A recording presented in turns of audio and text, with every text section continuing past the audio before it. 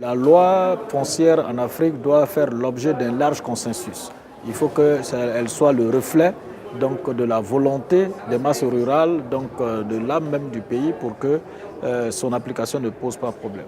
Le deuxième défi reste après la mise en œuvre de cette loi. En ce qui concerne notre pays, nous sommes à ce stade et nous nous rendons compte que la loi ne peut pas se mettre en œuvre sans qu'on ne voit quelques difficultés surgir, notamment il faut des moyens conséquents en termes de ressources financières parce que quand vous devez délimiter les parcelles, et ça a un coût et très souvent les populations n'ont même pas le moyen pour Vous avez besoin d'expertise technique qui L'expertise technique, il n'y a qui, pas de souci, ça c'est pas le plus compliqué.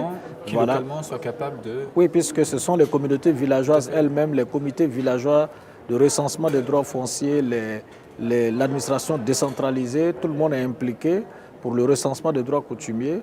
Mais comme je le disais, il faut des experts géomètres pour faire les délimitations et cela a un coût. Et après, il faut délivrer ces certificats. Il faut que des commissions d'enquête siègent pour délibérer et délivrer ces certificats. Ça a un coût et le coût devrait être supporté par le propriétaire terrier en question. On s'est bien rendu compte que ce n'est pas évident et que ce coût devient un frein à l'immatriculation des terres rurales et à leur enregistrement. La deuxième chose que nous avons notée, c'est que comme ce sont des droits coutumiers, ce sont des droits qui sont soumis, ce sont des droits oraux qui n'ont jamais été écrits, donc ils sont soumis à la mémoire des hommes. Et donc quand la mémoire, vous savez, la mémoire n'est pas infaillible. Donc pour rétablir les vrais propriétaires coutumiers, souvent nous sommes confrontés à des difficultés de clarté. Il y a des conflits qui gênent justement. Et c'est ce défi-là qu'il faut relever et arriver à situer définitivement quels sont les véritables détenteurs des droits coutumiers et faire en sorte que ces droits-là soient enregistrés une fois pour toutes. Et en ce moment-là, il n'y aura plus de contestation future.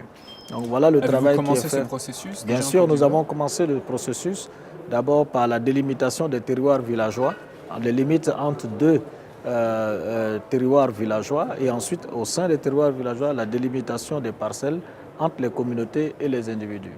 Donc c'est un travail de longue haleine, c'est un travail qui nécessite mobilisation permanente et qui nécessite des ressources conséquentes.